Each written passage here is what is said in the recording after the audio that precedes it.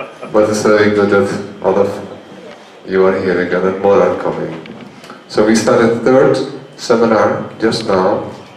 It is about how to worship the deities or Thakurji, and also how to perform different sacrifices, yajnas.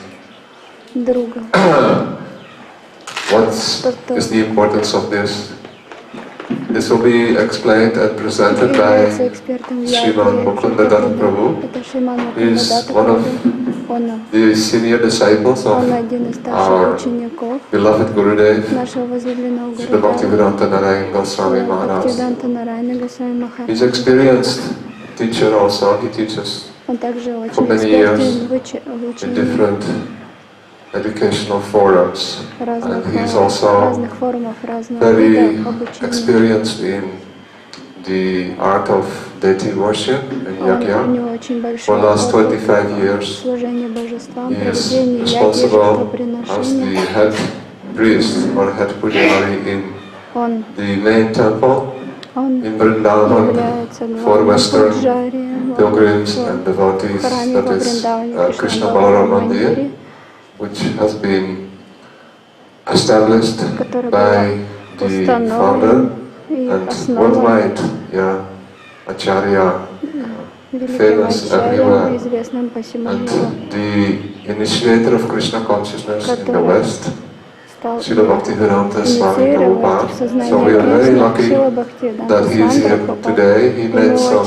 time free, he's very busy, but he loved the opportunity to help us and to have our association. So I'm giving him the full opportunity to inspire us. Today there will be a seminar almost every day, because he's only with us for 5 days.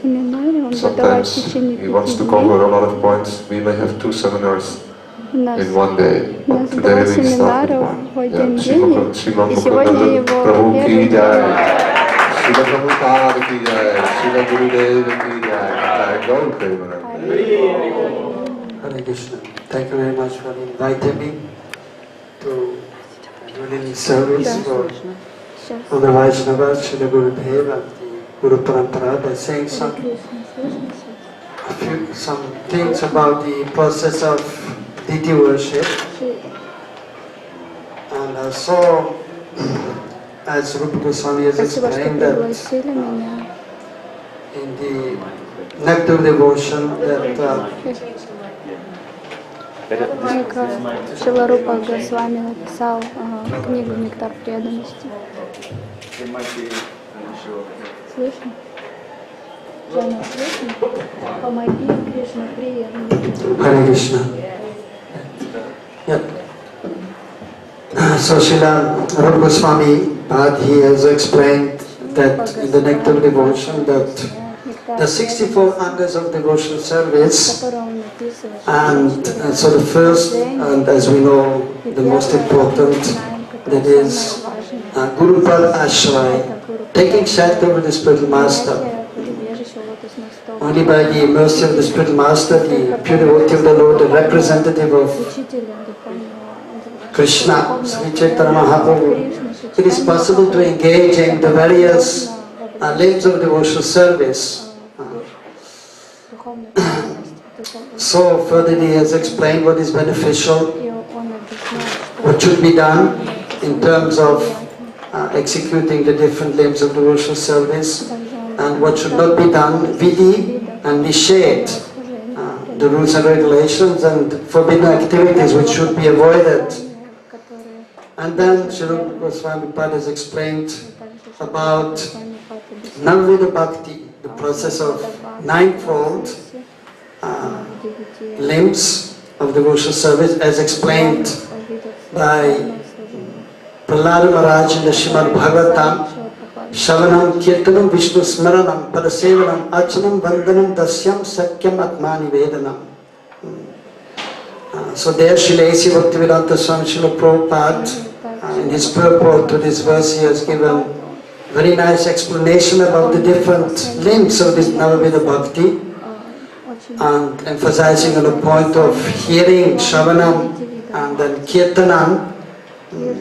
So first we have to hear about Krishna, about the process of devotional service, and then it is recommended that what we have learned, and that is also one of the symptom of a Brahmana, that he is studying the scriptures and he is worshipping the deities, and then he is teaching that to others also. So first we hear, and then we may repeat what we have heard, and then it will make some impression in the heart. It will stay more easily in the heart. And then we may remember, and then after remembering, it is possible to properly worship the Lord. As then explained, Padanam, Padasevanam, Archanam. So worshipping the deities according to the rules and regulations of the scriptures given by the previous acharyas. So Archanam is one of the limbs of Navavida Bhakti. And then of course, Vandanam, Dasyam, Sakyam, Atmani, Vedanam. And ultimately, they are all interrelated as different limbs of devotional service. And we may adopt or put emphasis on one more than on the other one. So some are more interested in simply hearing and then chanting the holy names. But all of them are actually important. And therefore at the end of the 64 limbs of devotional service, and actually more than half of the angas of devotional service, of the 64, they pertain to deity worship. More than half. And so from that we can understand the importance of worshipping the deities. And at the end he is mentioning Panchamahattvapurna Ang, 5 most important limbs of devotional service, which Sri Chaitanya Mahaprabhu himself, he had told to his associates about these 5 most important links. And Sri Krishna Das Kaviraj Goswami has mentioned them in the Chaitanya Charitamrita, which are as follows. Nam Kirtan, which ultimately is considered to be most important, chanting the holy names, which is the Yuga Dharma, established by Sri Chaitanya Mahaprabhu, of course with the proper bhav, mood, braj bhav ultimately, and even Unadurjara Ras, which is the Madhurya bhav or Gopi bhav.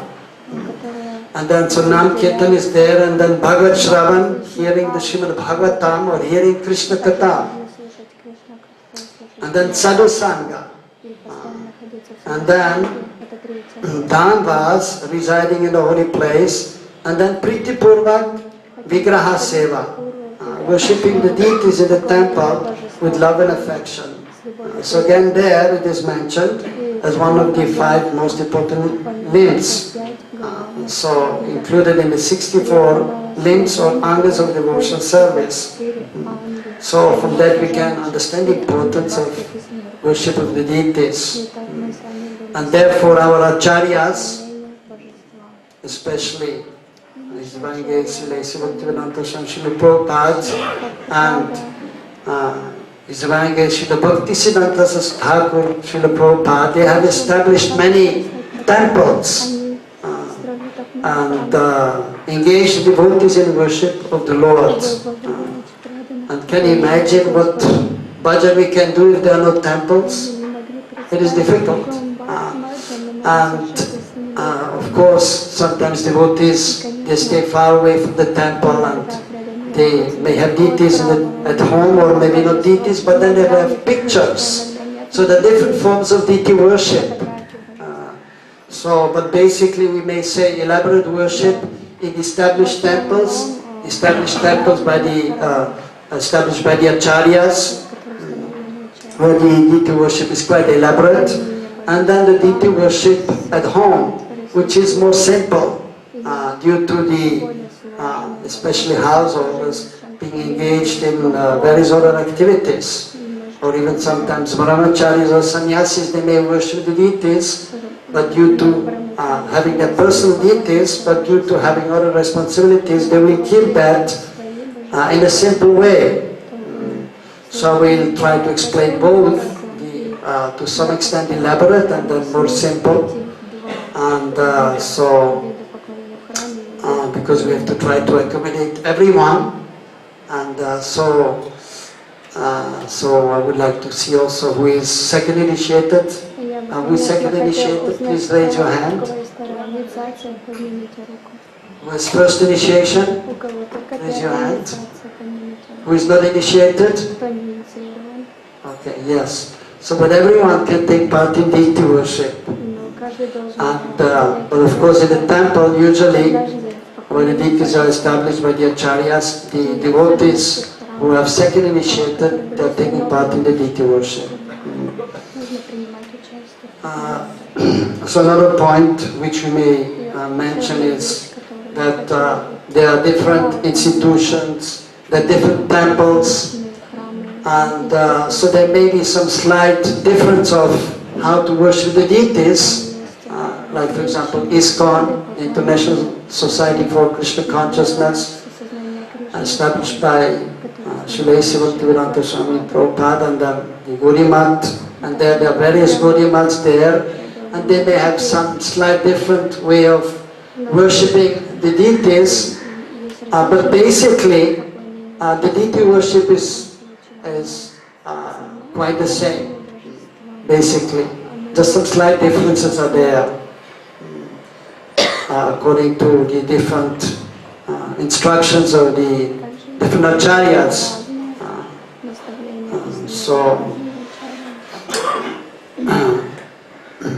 For example, in ISKCON also, originally the deity worship manual which was there was taken from the Gaudiya Math. Only after they had some changes made, but the basic principles of how to worship the deities are the same as in the Gaudiya Math, and according to the scriptures, and even according to the Srimad Bhagavatam, as Krishna himself, he has given some many instructions to Uddhav regarding the different aspects of devotional service, different limbs of devotional service, and almost one full a chapter of the 11th canto is dedicated to the, or Krishna has explained to Uddhav about the process of deity worship. And then he has explained which are the most important services in regards to worshipping the Lord. Anybody knows? Please, if you know, raise your hand. Which ones are the important service to the deities? As for example, we are doing bog offering, we are doing arting, we are waking up the deities, and then festivals are there. But he's mentioning two activities which are most important in the worship of the Lord. So anybody knows? Yes? Archanam Vandanam? That these are part of Navavida Bhakti. So Archana means actually deity worship. Vandana means to offer prayers to the Lord. No. So, yes? Bathing and offering bog? Bathing. Yes, bathing is one of them.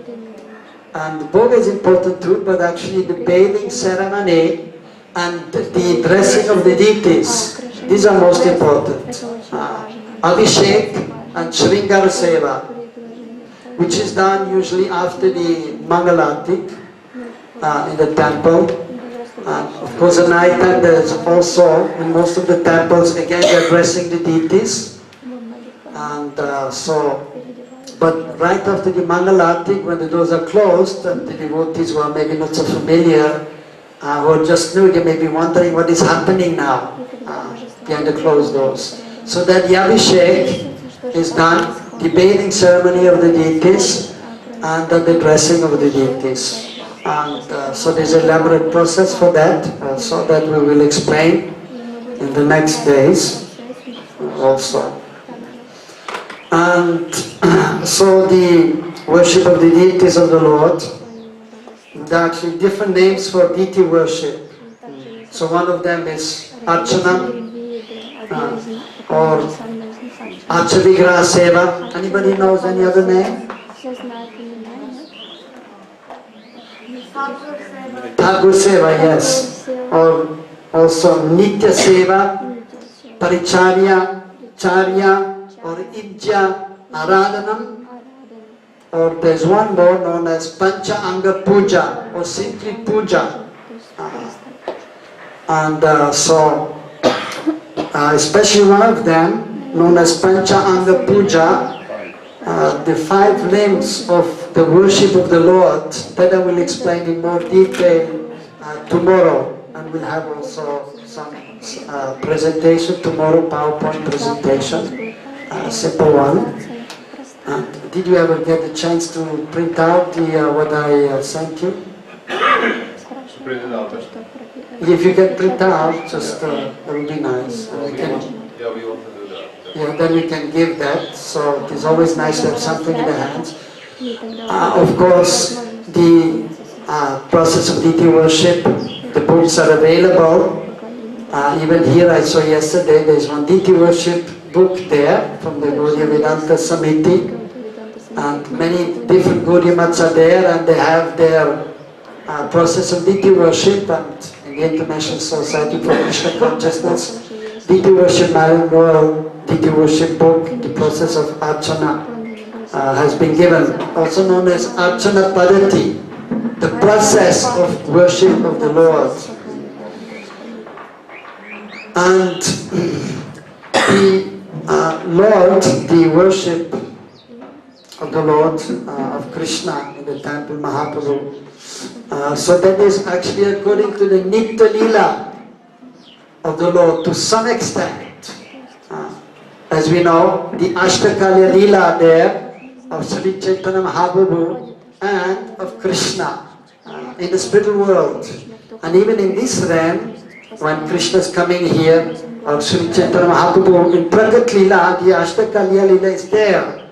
But it is entwined with the Naimitika Leela, the occasional pastimes of the Lord, like as we know Krishna taking birth, Mahaprabhu taking birth and killing the demons, or going to Mathura, or living this world. So these are known as Naimitika Leela, occasional pastimes, whereas the Nitya Leela, they are continuously going on in the spiritual world.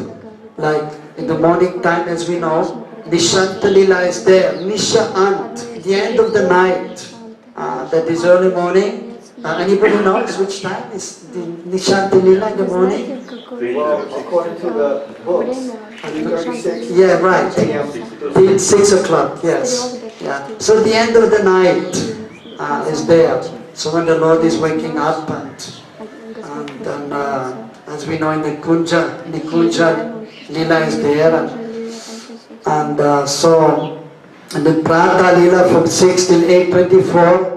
And then Purvana Leela from 8:24 till 10:48, and Madhyana Leela, which is double the time, 10:48 till 3:36 in the afternoon, and then Aparana Leela from 3:36 till 6 o'clock, and then from 6 o'clock in the evening till 8:24, the Shine Leela is there, and then 8:24 till 10:48, Pradosh Leela, and then again 10:48 at night till 3:36, Ratri Leela, the night pastimes of the Lord. No, Ratri Leela, and then 3:36 till 6, Nishanta Leela is there. And as we know, for example, we're putting the deities, we're waking up the deities, well, in the ISKCON temples, actually there's a 20 to 4. So just a few minutes after 3:36, or sometimes 3:45 or 3:30. And even in most of the Gaudiya Mats, I believe it is also around this time, because it is according to the Nitya Leela also. And then of course the Mangalarti is there, and then the bathing ceremony. So it is corresponding to some extent to the Nitya Leela. And because the Archa Vigraha, also known as Archa Avatar, so different avatars are there, and Krishna himself, so Bhagavan Sri Krishna, Sri Chaitanya Mahaprabhu, Satchidananda Gaurari, they're Swayam Bhagavan, that they're coming themselves, and all the others, they are known as the expansions of the Supreme Lord, the different other avatars. But the Archa Vigraha is also known as Archa Avatar, ultimately no different from Swayam Bhagavan Sri Krishna or Sri Chaitanya Mahaprabhu. And they have come here mercifully by the will, by their own will, Swecha said, or by the ultimately through the pure devotees who have then established the different deities in the different temples for the benefit of the fallen conditioned souls. Although chanting the holy names is the most important activity, but just to engage the conditioned souls, the temples are established so that the devotees, they can avail themselves of the personal form of their Lord and serve that form, and in this way then understand also that Krishna Nama are not different. So simply chanting the holy names, that is for the advanced devotees, but it is recommended for the general devotees to do some part, some deity worship, take part in the deity worship in the temple. Therefore the acharyas have explained that there are two paths, the Pancharatrika Vidhi and the Bhagavat Vidhi. And so just like we have the train and the two tracks are there, so similarly the devotees are definitely benefited by taking up both process. Pancharatrika Vidhi, which means following the rules and regulations, especially in regards to deity worship. And then the Bhagavad Gita is there, which is mainly centered on the hearing about the pastimes of the Lord, and then in Kirtanam, in chanting the holy names of the Lord, or preaching also. So both actually should be adopted so that we may progress rapidly to the highest stage of pure devotional service, Shuddha Bhakti, pure Bhakti, as here our institution is there for pure Bhakti, Uttam Bhakti. So both of them actually they should be adopted. And so because we can see that the majority of the devotees are householders, and for them it is practically absolutely required to worship Krishna, to worship the deity in some way, by taking part in the temple or at home. But even the brahmacharis or sannyasis, what they are doing, they're not in the temple, they are preaching, they're going out to preach. To whom they are preaching? Mostly to the householders. So they should know very well about the process of deity worship. So, anyone has any questions so far? Just because I want to have interaction also, so to know as where everybody is standing and for everyone's benefit also. You mentioned about the bathing of the deities. Yes. When you're Grahastra, yes. Bathing the deities is every day is a tall order. Yes. What's yes. the instruction for household? Yes. So that is an important question. So he's asking that for the householders at home to bathe the deities every day and then dress them, that is quite difficult. So what to do? So that is true, that is also my experience by teaching and speaking to the devotees. To every day, to elaborate worship at home, it is very difficult, especially in the West, or maybe even here in India when one is a householder and is working, then it is difficult to do elaborate worship every day, because we have to chant the holy names also, we have to chant the Maha Mantra, which is most important. And then we have to hear Krishna Katha, we have to read, and then it is possible to have the proper consciousness, even to worship the deities. So therefore, we may do a simple process of worship of the Lord, puja. So that I will explain tomorrow and day after tomorrow. So it's not that every day you must do the elaborate process of bathing the deities also, and dressing them. It may be done in a simple way.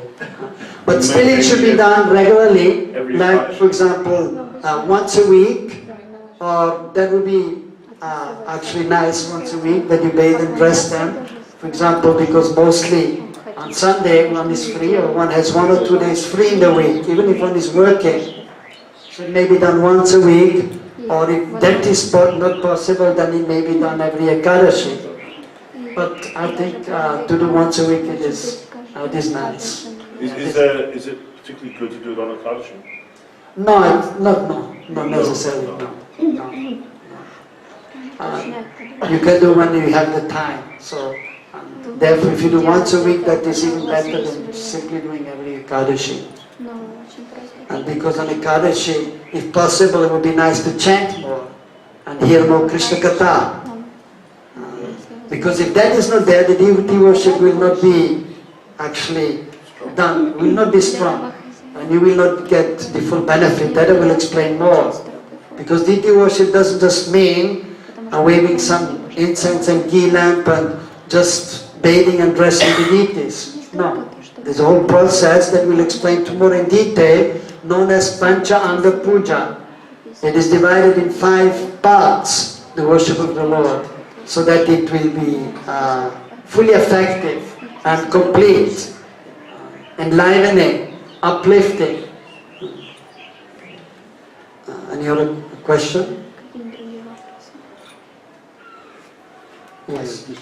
Just one question about bathing in relation to if you have like Shalagram Shila or Yes. like in my case Govardhan Shila. Yes, if you have Govardhan Shila or Shaligram Shila. Can you repeat the question? So because Yes, so it's asking about the bathing of the Lord. So also for household, that if they have Govardhan Shila or Shaligram Shila. So in my case I have just recently somehow have Govardhan Shila. Yes, you have just received, he has just received the Govardhan Shila, yes. So I'm using him as the Upachara deity, so for bathing. As the Upachar deity. Yeah. Upachar means actually the article. So you may use the Govardhan Shila as the main deity. If you have other deities also, that can be done. And if you have more Shila, you will have one Shila known as Pradhan Shila, the main Shila, to which you do the worship, and then everyone else is actually included in that.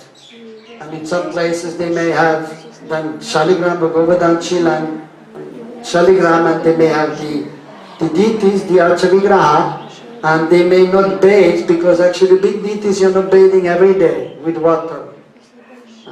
But then you may do the puja to the Shaligram also, or you may have small deities.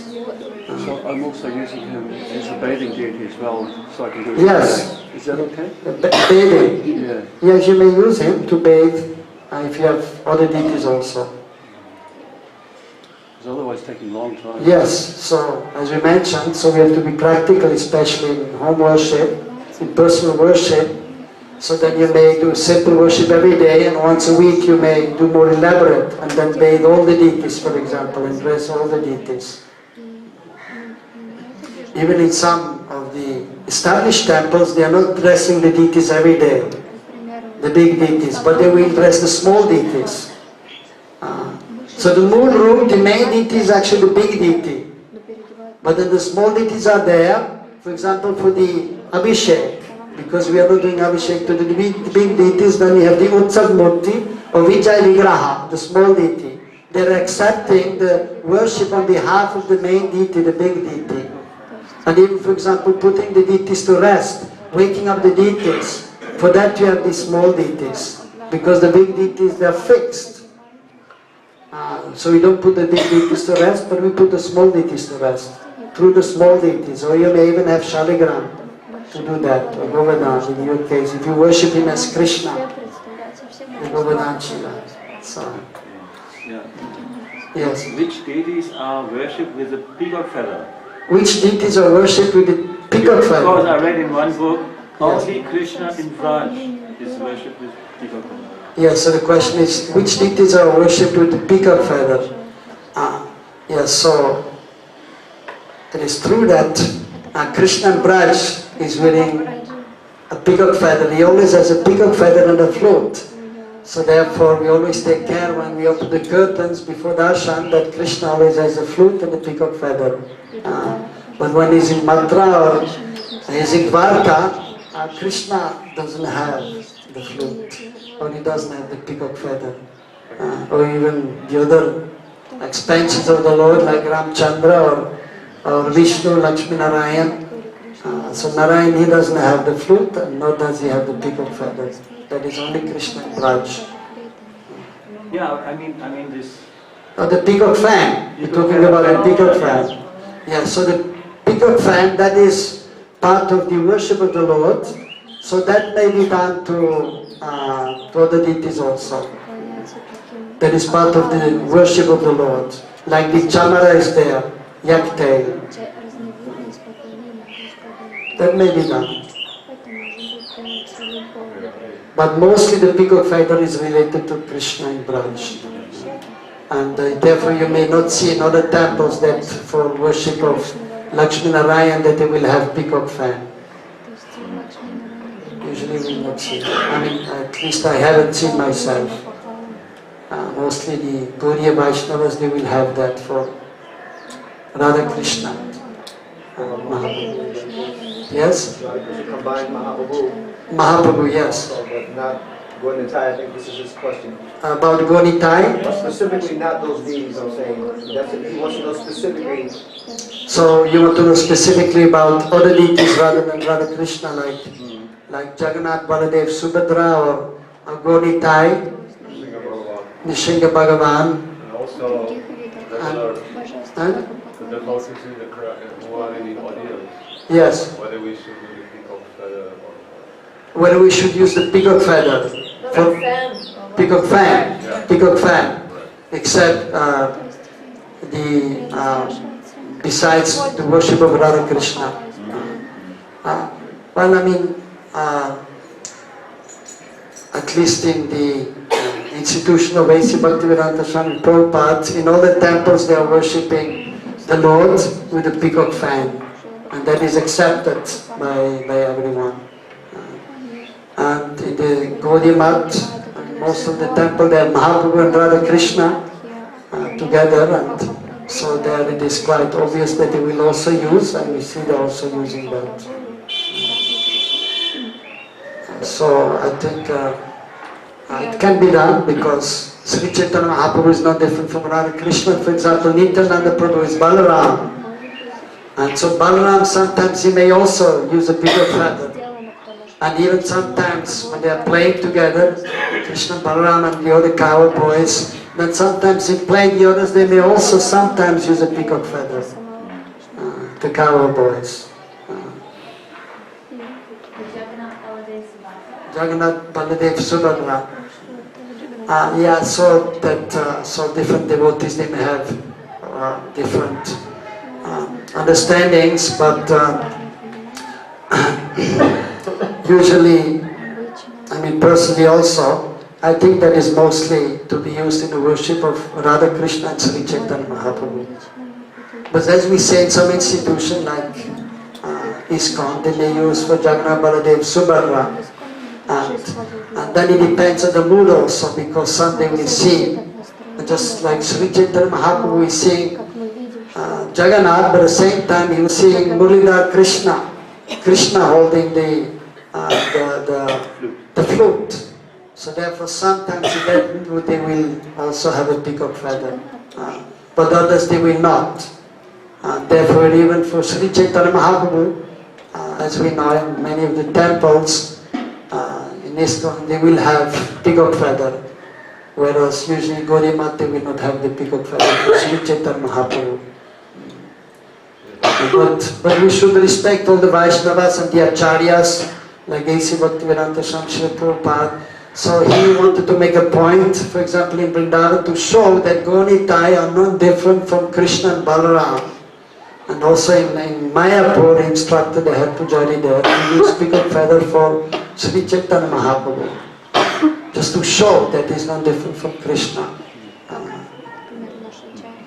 Although usually Mahaprabhu, he will not have the peacock feather, but that is just to establish the point of the tattva that Sri Chaitanya Mahaprabhu, Radha Krishna Nahayanya, is not different from Radha and Krishna, Sri Chaitanya Mahaprabhu. So he was making a point, and so that should be respected, whereas others they are not putting, and that has to be respected too.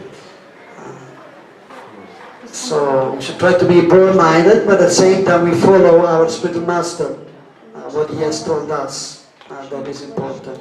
So therefore you may say in some temples, even in ISKCON, all the followers of Govinda Maharaj, they will never put peacock feather on Sri Chaitanya Mahaprabhu. No, not even on Jagannath, no. Because Govinda Maharaj told them, and so that has to be respected. As it is done in practically most of the Gaudiya Maths, they will not use. So we usually try to follow that. But we respect others, that is important. And these are some slight differences which are there in the worship of the Lord. And so the acharyas, they are empowered and to help different devotees on different levels. And so that has to be respected. Yes? But isn't it that we could also try to understand that the acharyas, after establishing, maybe wanted further guidance and further education for those people? Yes. Because like in the case from what I understand, even in Los Angeles, when the devotees had installed, Srila Prabhupada installed the deities, but after what I understand, they gave them the name. And Prabhupada was very disturbed by the name. They gave them Rukmini Dwarkadish. Yes. And Prabhupada wanted a name that was not so much in Dwarka or Right. in that particular lila. So it seems that Prabhupada did so many things to establish his preaching mission, but later on wanted further guidance to come to his disciples, so further understanding would be there about certain things. So, while it's good that we can respect everything, there are certain things that may be rasabas that disturbs the mood, as you would even say Right. yourself. Yes. So we have to be careful of this thing. Yes, yes, yes. Everyone heard the point he made, Prabhuji? No? No. So basically, Prabhuji was explaining that basically Bhaktivedanta Swami Prabhupada, in the beginning he established the worship of the Lord in a certain manner, but then of course he wanted the devotees to learn more and more, and then so then it may also then be changed. And he was giving the example that in Los Angeles, so actually there he wanted to give the name Radha Govinda in Los Angeles, but the devotees, because they were next to the ocean, they were remembering Dwarka, and they were suggesting to change the name, to give the name Rukmini Dwarkadish. And then Prabhupada, he ultimately agreed to that, but actually wanted to give the name Radha Govinda, because ultimately we want to enter into Braj Bhakti and we don't want to go to Dwarka, that is there. And he also gave instructions to his disciples that they may go to the Gaudiya Math or even Radharaman temple in Vrindavan, specifically in Vrindavan and the Krishna Balaram, there he gave instruction that they should go to Radharaman temple and to Gaudiya Math to get some more clarification of how to worship the deities in the temple. Because Prabhupada, as Bhaktivedanta Swami Prabhupada, so he was householder and he spent some time in Gaudiya Math, in Keshavji Gaudiya Math in Mathura, but that as a sannyasi. So he was not directly so much involved in the worship of the Lord, but he had knowledge, he had a basic knowledge, he had a full understanding of how to worship the Lord, how to do different ceremonies. But the basic understanding, the simple understanding was there. Not all the details were known, so therefore instructed his disciples to go to the Gaudiya Math also, or even Radharaman temple, for some further clarification or instructions to improve the worship of the Lord in the temple. So, but my experience is that to change something which has been done since long time is very difficult, almost impossible. So we have to live with that. But we may have the knowledge, and so we do according to that privately. But in big established temple, especially, ISKCON, it is difficult to change. But then those who are of the same mood, they will come together, like the followers of Govinda Maharaj, and then we'll do according to his proper and able guidance, like that. And a few devotees who are quite experienced and who accept the same mood also, but not everyone. So we have to tolerate that.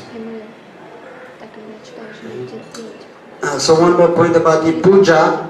So puja means, as explained, different names for deity worship. So just the term puja, so that that is giving them the information about the worship of the Lord. Therefore the name Pujari is coming also, one who is worshipping the Lord. So one explanation is Purna Jagarti, of the name Puja, Purna Jagarti, full awareness of the Lord. By doing the process, one can become fully aware of the Lord, of the Satchidananda Swarup. And if one is doing the process properly, then one attains Archan Siddhi, perfection in the process of deity worship. And then one will realize the Satchidananda Swarup of the Lord and one's own transcendental form, also known as Swarup Siddhi, the practical realization of one's spiritual identity, and then the relationship with Krishna.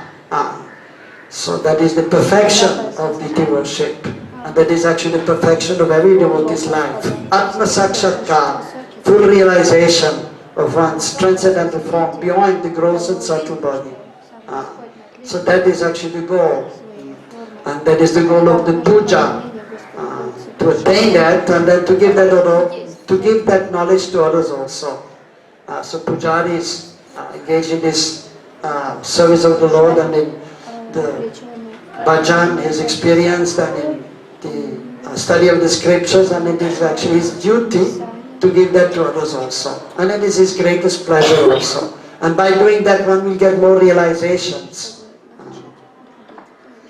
So puja, so that may refer to the whole process of deity worship from morning till evening. But then there's, as explained, the most important form of worship of the deities, as explained by Krishna himself in the 11th canto, and the Archana Padati. The worship after the Mangalatik, the Abhishek and Shringar Seva, another name for that, that is known as Soda Sopachar Puja. The worship of the Lord with 16 articles, Upachar. And even from morning till evening there are 64 Upachars which can be offered. 64 articles. But the main one, the main worship is known as Soda Sopachar Puja. Worship the Lord with 16 articles. And even that is divided in 3 parts. First the welcome of the Lord, known as Swagat. And then there is the Snan and Shringar Seva, the bathing and the dressing of the Lord, which is most important. And then the third part, the concluding part, is again known as Puja, Panchopachar Puja. Worship of the Lord in 5 articles. Then I will explain more also tomorrow and day after tomorrow. Yes, Maharaj. So, Prabhu, you told Purna Jagarti, and yes. by option, someone can get perfection. Yes. And do Atma Sakshatkar.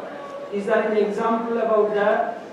Any example of some devotees? Yeah. Who have attained perfection? Yeah. By doing archan? Yes. For example, His Divine Grace A.C. Bhaktivedanta Swami Srila Prabhupada, he has given the statement that it is possible. So we should have faith that although it is very difficult and very rare, but certainly it is possible. But I don't have any personal example of that, frankly speaking. But I think it is possible, but it is difficult, and even as we know that for other devotees who are not engaged in deity worship to attain full perfection, it is not so easy. Swarup Siddhi. Shall I give an answer? Yes, you may give answer, yes. Of course, His Holiness Bhaktivedanta Narayan Maharaj, so he that is an example. And the Acharyas, that we may give as example, of course. This is not difficult at all. This is Vedic called Prithu. It mentioned in the scripture Prithu Pujane, Maharaj Prithu. Prithu Maharaj. Yes. Yes, that is a good point, yes. Thank you very much. Yes, it is explained in Navavida Bhakti, Shravanam Kirtanam Vishnu Smaranam. There is one person, as we know, for Shravanam, the Parikshit Maharaj is there, for Kirtanam, Shukadev Goswami and so on. For Smaranam, Prahlad Maharaj is there, and so in Archanam, Prithu Maharaj is there. Yes, thank you very much, Maharaj. But of course, we may say that many of our devotees following the Acharyas, they may also have attained perfection. but it is quite rare, but it is definitely there. Yes. Can you explain the use of the yak tail in the aarti? The use of the yak tail, the chama. Why do we use it? Yes, that is part of the Arctic ceremony, and also it is part of the worship of the Lord, not only during the Arctic, but when the deities, for example, are taken on procession, so they are using the chamar. But that is because the worship of the Lord, especially the temple, that is full of transcendental opulence. Of course, Madhurya Bhav has to be there, the love of the Brijabasis, especially the worship of Radha Krishna, but because in deity worship in the temple, that is for everyone who is coming to the temple, and not everyone is immediately able to come to the platform of Madhurya Bhav. So first one has to understand, the common man has to understand that Krishna is God, that there is God, and we have a relationship with God, and that God has to be worshipped with all opulence, because He is the source of everything, of course, and is the King of the kings. So even we see in ordinary life, great personalities are practically almost worshipped, and they are given so much opulence and facilities. So full facilities, full opulence has to be used in the worship of the deity in the temple. So the chamar, that even for the kings previously, they were using the chamara to fan the kings, because it's a representative of the Lord. Or the spiritual master also. So that is part of the worship of the Lord, the Arctic ceremony, and when the Lord or the spiritual master is respected, that is done also with the chamar. Yes. Why the jack tail? Why not a horse tail or not a horse tail? Why the jack tail and why not a horse tail? Or, And then there must be some violence in taking the yak tail also. There must be some violence in taking the yak tail. Yes, actually I haven't heard anything about why the yak tail and why not the horse tail. You can ask Pujapan Mother Maharaj, do you know why the yak tail and not the horse tail?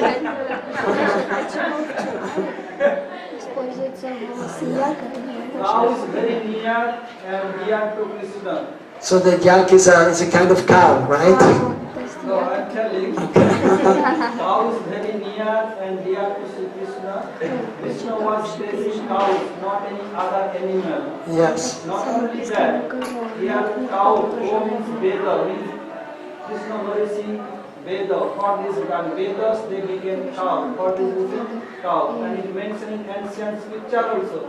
Even in Veda, and time of Krishna's pastime, Krishna Devi and others, they are carrying Radha Krishna both by chama or by cow, Yes. not any other. Not the yak. So the yak is considered to be cow, or? Yeah, that's another animal. That's the point, is the yak is considered to be cow. So there may be some different opinions about that, because even some say that only the cows in India with the bump in the back, these are the real cows. The other cows, like in the West, they're not really cows. Some say like that. Many persons in India will say. Isn't the yak up in Manavi? Yeah, they're there in the Himalayas. I've seen the yak, but so not everybody will accept them as a cow. I don't know that. Разделение знать, что боятся.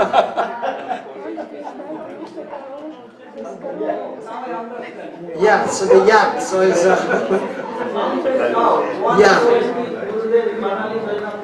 Yes, I was, yeah. One person taking that, I told from where to catch this, but no Maharaj, they purchased this.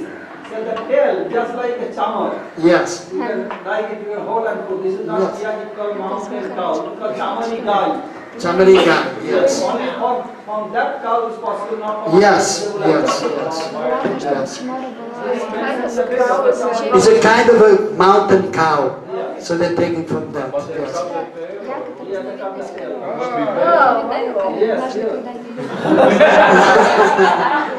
Yes,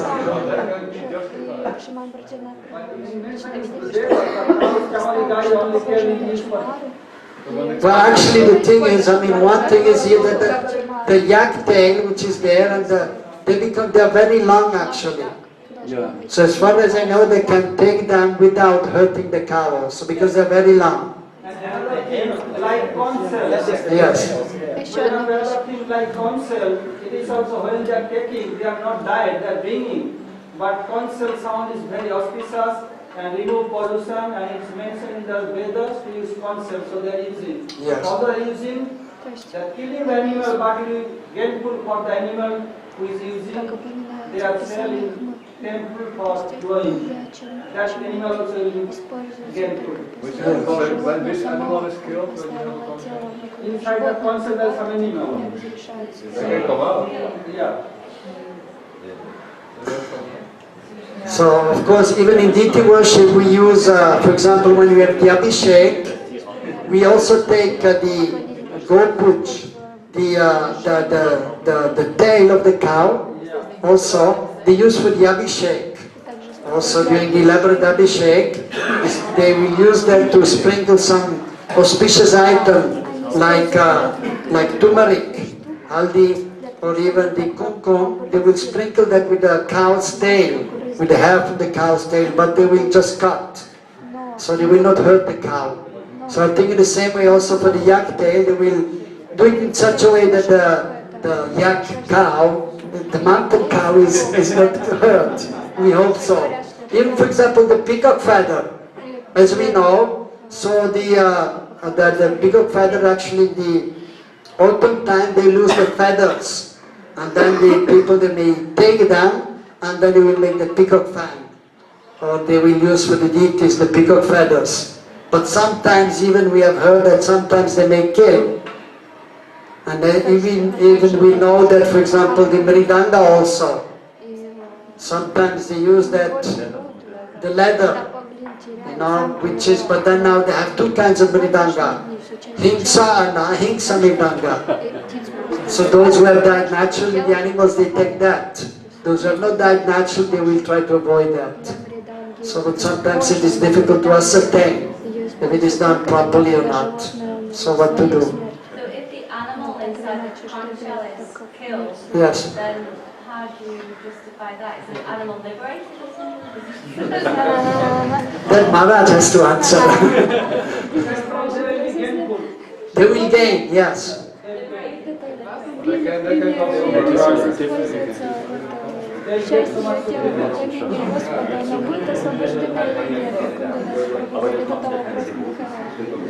Yes, sometimes the acharyas, they will introduce something and then it is for the benefit of everyone. Even in South India, they were doing the temple of Jagannath, the different walls were there. And there were one of the alvas where they are building the different walls in the temple in Sri Ranga, very beautiful temple there. Jagannath is there. And then one of the alvas, he was very, so they were all powerful, 12 alvas were there. And so then they had to build the temple, they needed a lot of money to build the walls also. There are 7 walls. And so one of them, he told his disciples that there were some, you heard there were some thieves and robbers around. He engaged them also in stealing something, and they were using that money also to build the wall. And then so that at one point then the thieves, they were asking, well, you know, we got some money, so we get something for that also? You're giving us something? I said, yeah, no problem, we'll give you something. You will get a good reward. So one of his disciples, so he had some mystic power, he could walk on the water. So he told the disciple, the river is there, Kaveri river. So you take them across the river with the boat, but in the middle, you make a hole before, and once you're in the middle, you just open the hole, and then the boat will sink, and they will, Hare Krishna, they will be finished. And then the disciple was shut, but then they will die, then it is not sinful. Then he said, no, it is better like that, because otherwise you're simply stealing, and that is more sinful. But now they stole some money that has been engaged in the service of the Lord, so that they don't further engage in sinful activities, we give them liberation. So by drowning them in the holy river. So unusual, one of the alvas was doing that in South India. So sometimes some unusual means are there for the benefit of some fallen conditioned souls.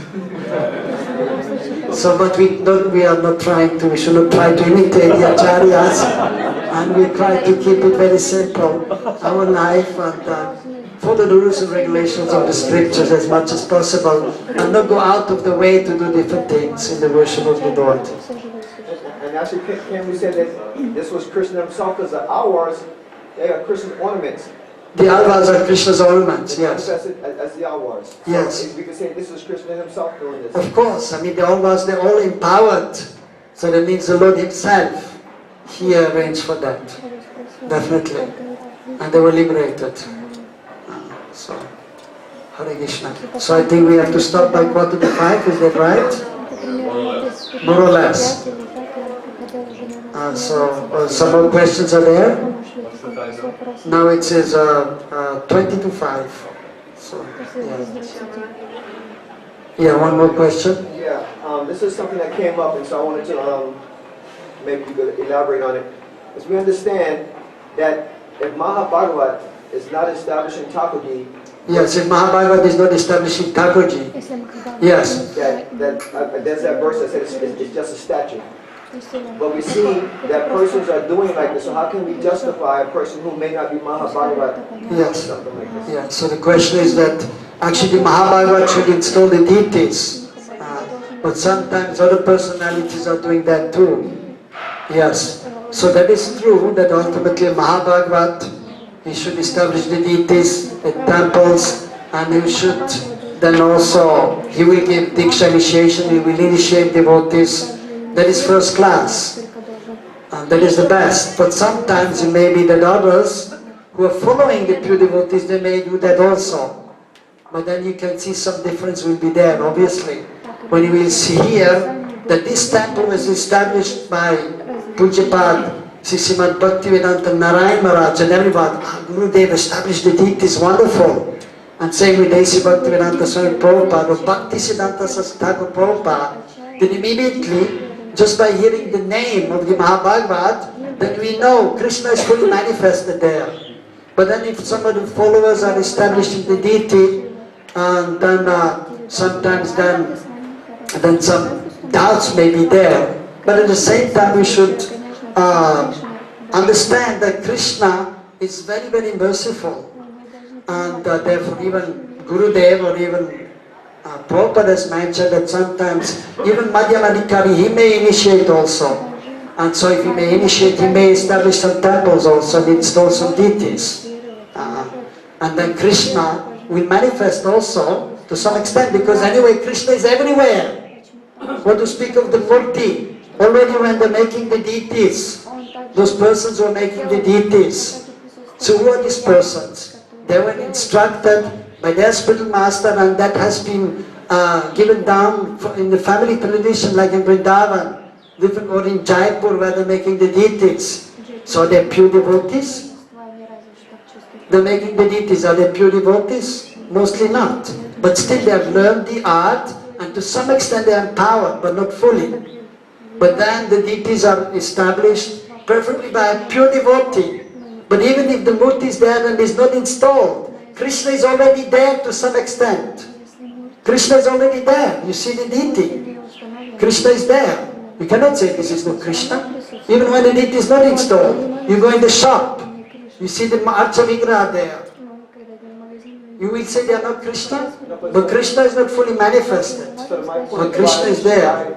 My point is, so this is my question, so why the verse is there, why this Praman is there? Because there's one verse that says this. I can bring it for you tomorrow. Yeah, that would be nice, yes. So this was the question. So why, if we have that understanding, yes, because we know Krishna in every atom, we know this. Right. But there's some Praman that I cannot remember the verse right now, but I just said I will find it for you and bring it tomorrow. Yes. That it says that if it's not installed, then Krishna is not there, not by Prampatista of the Mahabhagavat. So this was my question to you. Yes. Yes. Yes, definitely. That the pure devotee should install the deities. That is there. Yes. And yes. What's that? Yes. According to faith. That is actually the other point I just wanted to make. Even Now some devotees, the pure devotee has established some deities. That is one point. So Krishna is fully manifested.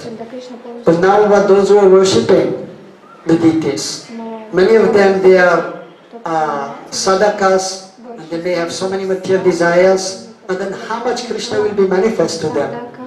If they have the desire, okay, let me offer this bhoga, and then already thinking, oh, this Mahaprasada will get. So the purity is not there, and they will not have full faith also, because they are not yet transcendently situated. So if one is not transcendently situated, one is not truly humble, one does not have full faith. Only when one is transcendently situated, then you will not get a full benefit.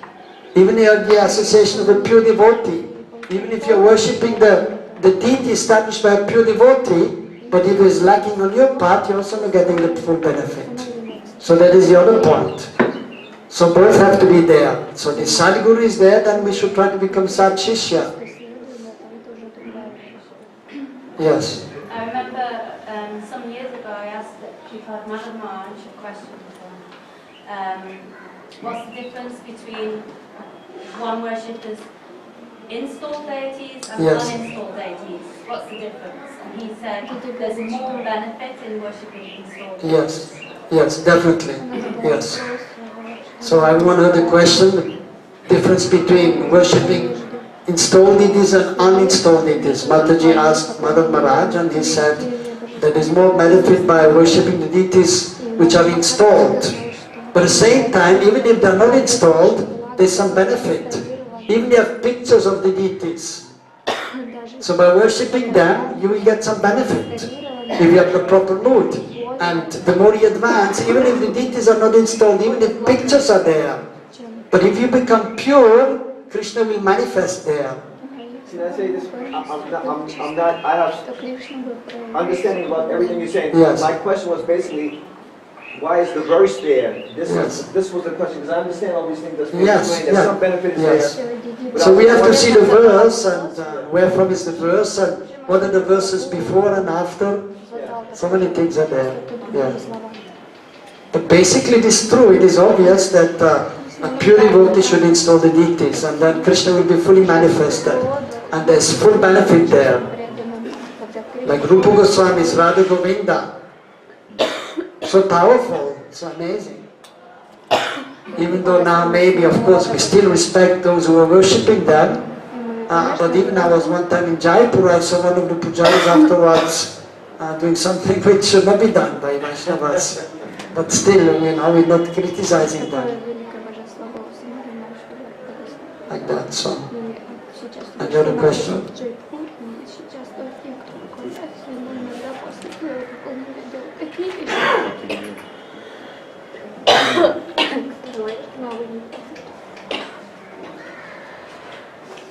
So also it is mentioned that there are so many articles we may offer to the Lord, upachars, doing artik and bathing, but the most important is actually that we should have bhakti, we should do everything with love and devotion. And the example is given of Vidura. So he was actually inviting Krishna to his house, and at the same time Duryodhana, he had also invited Krishna to come see him. Of course he had some reason, he wanted to get a favor of him, but he was against Krishna and actually the Pandavas. But he had arranged for a royal reception of Krishna. He had prepared Chapan Bhog, and the articles for puja, for receiving great personality were there. But he didn't have the love. Whereas Vidur, he was more simple, because he was also not actually fully accepted by Duryodhana. So he had this humble place where he was staying, and he came there, and then his wife, due to ecstasy, so they were receiving him, and then Vidur asked her to bring something for Krishna. Krishna has come, we should receive him, and we should give him something to eat. So she brought some bananas, and then she was peeling the bananas, but because of ecstasy, instead of giving the banana, she was giving the banana peel, and Krishna ate the banana peel. So most important is that do everything with love and affection. Of course, the love and affection comes by purity, by following the rules and regulations under the guidance of the pure devotee. But we have to endeavor to come to that platform. And that is more important than simply offering the articles. Do it with the proper consciousness also. Bhav. Bhava grahi janadan. That is mentioned also in Bhagavatam. The Krishna is accepting the bhav, the love, not just simply the articles. Even when you offer Pushpanjali, as Gurudev one time told, I was there also, that we should not just simply offer the flowers when we are doing Guru Puja or when we are doing Thakurji Seva, but we should give our heart when we are offering flowers. The heart should be there. We give our heart to our Gurudev, to Krishna, not just the external. So most important is the consciousness, the bhav, and that is accepted by Krishna.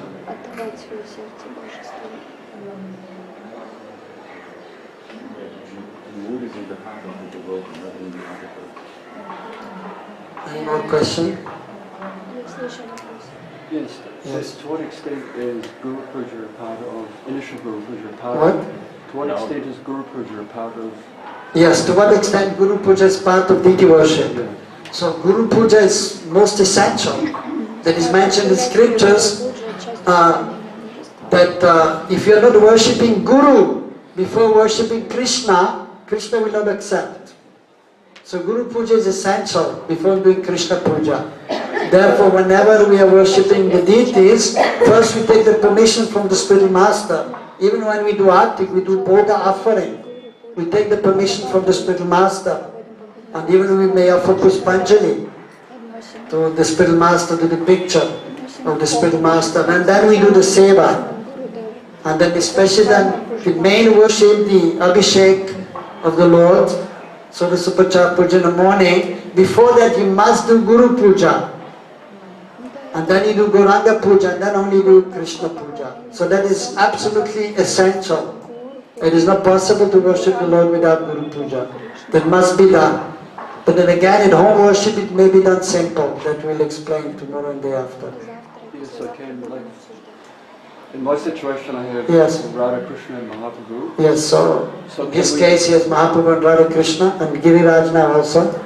Yeah. Yeah. So a lot to do. Yes. So I just keep it simple and Yes. you worship Mahaprabhu, Radha Krishna is one tattva. What? I worship him as one tattva. Mahaprabhu, Yes. And Radha Krishna. I'm just offering. Yes. Yes. Is that so, okay? Yes. So he's asking now, I have Mahaprabhu, Radha Krishna now, he has Govardhan also. So he wants to keep the worship simple. So he's asking, so I'm seeing Mahaprabhu and Radha Krishna as one. So I worship them together, if that is okay. Yeah, basically it's okay, but still you have to do Guru Puja and then Gauranga Puja. So Gauranga Puja may be simple and maybe just by chanting some mantras. But we have to acknowledge the position of Mahaprabhu and understand that without the mercy of Mahaprabhu, you can never approach Radha Krishna, especially in the Kali Yuga, especially most of us coming from the West. So Mahaprabhu is Patita Pavana Hetu Tavata. He has come to deliver the most fallen. So we have to worship Guru, then we worship Gauranga, and then we worship Krishna. Even in Smaranam, for example, that the Acharyas have explained in Jaya Dharma. Bhaktivinoda Thakur has explained that by Smaranam, first you do Gaurlila Smaranam. The Ashtakalila Smaranam of Mahaprabhu, or even the Nitya Lila and the Naimitika Lila, they have Mahaprabhu. So we should meditate on that, and then only the Nitya Lila and Naimitika Lila of Krishna. So even in our bhajan, we have to remember Mahaprabhu, and then we can hope to remember Krishna properly, and especially in more advanced level of Smaranam while chanting Krishna Nam. So similarly in deity worship also you must worship Guru, then Gauranga, and then you worship Krishna only. So it has to be done. So that may be done simple also, but at least you have to remember Navadip Dham. You have to then chant some mantras for Mahaprabhu and his associates, and then only you can do for Radha Krishna.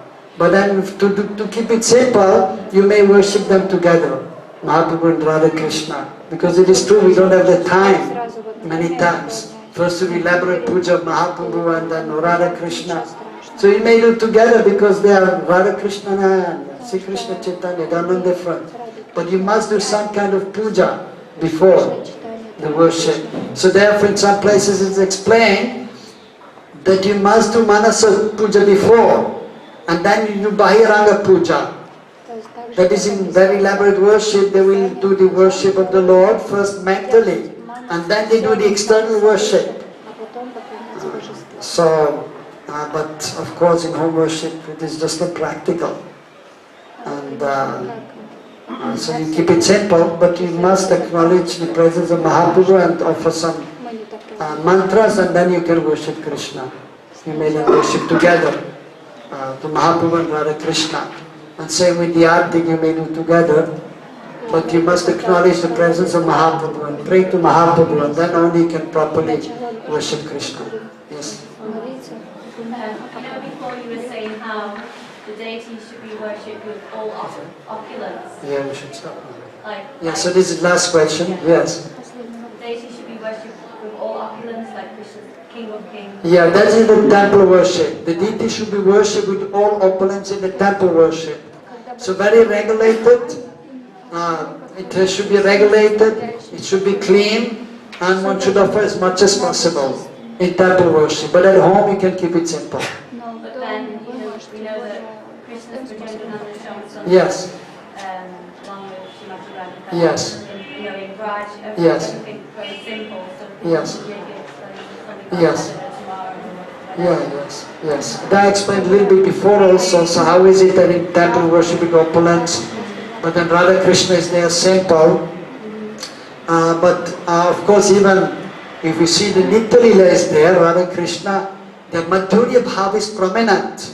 But it's not that there's no opulence. Most opulence is there in Braj, more than anywhere else. And you can see what is Krishna's breakfast.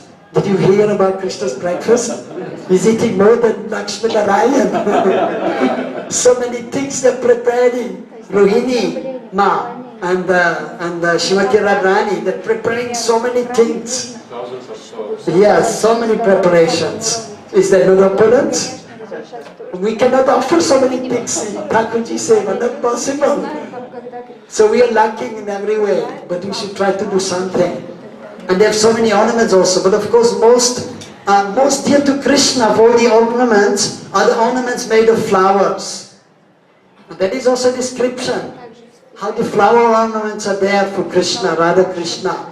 And even the names are there of the mukut, the flower mukut, or earrings. There is even a name for all of them. And so that is, like for example in some temples, they will do then the flower outfit on special days. And that is very beautiful. That is even more pleasing to Krishna than the normal dress and necklaces. But this is just by the way, because everything is included in Krishna, Brajendra, Nanda, Chana Sundar. Mathuresh and Dwarkadish are included in Krishna. Narayan, like everyone is included, but it's separate also. That is mentioned in Dhyanchana Goswami's Gaur, Govinda, Smarana Archana Padati, the process of worshipping Mahaprabhu and Radha Krishna. And that is explained about Krishna when he's here and how he's worshipped, and of course in Braj Bhav, and just by the way he's giving some very nice statements. Now, so when Krishna is here, all the incarnations are there. And who is killing the demons? That's not Brajanananda Chanasundar, right? That's Vishnu or Vasudev Krishna. Now what about the Rasa Lila? When Krishna is doing Rasa Lila, Vasudeva is there? The different avatars are there? No, they are not there. At that time, they are all going up in the sky. That is mentioned. And Krishna is performing the Rasa Lila, and after Rasa Lila entering again the body of Shyama Sundar, Yashodanandan. So everything is there in Krishna and Braj. So all opulence, and even the Braj Raj, or the ground there, for some descriptions are there of the trees also, just like rubies, sometimes they may manifest. So there was one great emperor there, what was his name? Akbar. He came to Braj, and he had actually some disciples who, in his court he had some great saintly personalities. Birbal was there, and Tansing, disciple of a famous Haridas in Braj, who was an expert musician. So he wanted to see the Guru of Tansing. He said, okay, you come in a humble way, and then he went to see him, and he was thinking, well, let me do some seva. What seva can I do? So some pride was there because he was the emperor, but still he was respecting the Vaishnavas. And then Haridas told him, well, at the Jamuna, there is one ghat there, Keshi Ghat. So some of the bricks are broken there. You please do the seva and you fix that. I was thinking, the emperor has so much money, he's just asked me to fix the steps there? What is this?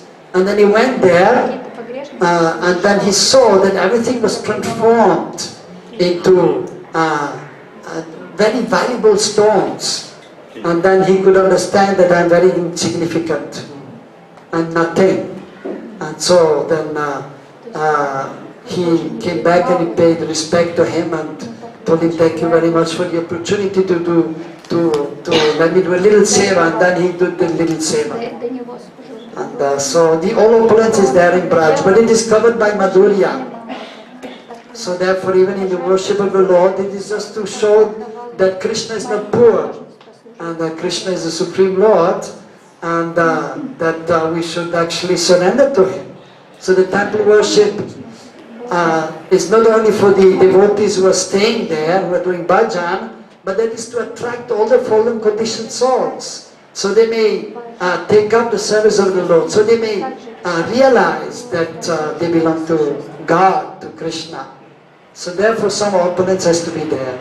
Shamani was making a point yesterday that, Yes. that in Raj, Radha Krishna, they're not wearing jewels like we hear sometimes. Yes. Or like flower decorations. Yes. Instead they're wearing jewels. Yes. For us. Yes. Yes. Mostly they have flower decoration, that is most pleasing, yeah. But still some, pearl necklaces they have, something they have. Or even she has a Mangal Sutra that is explained. So some things are there. But most pleasing to Krishna is the flower ornaments. And even, for example, in the worship, so somebody may want to worship the Lord with gold or silver ornaments and paraphernalia, but most pleasing to Krishna, according to Shastra, is copper. Copper articles.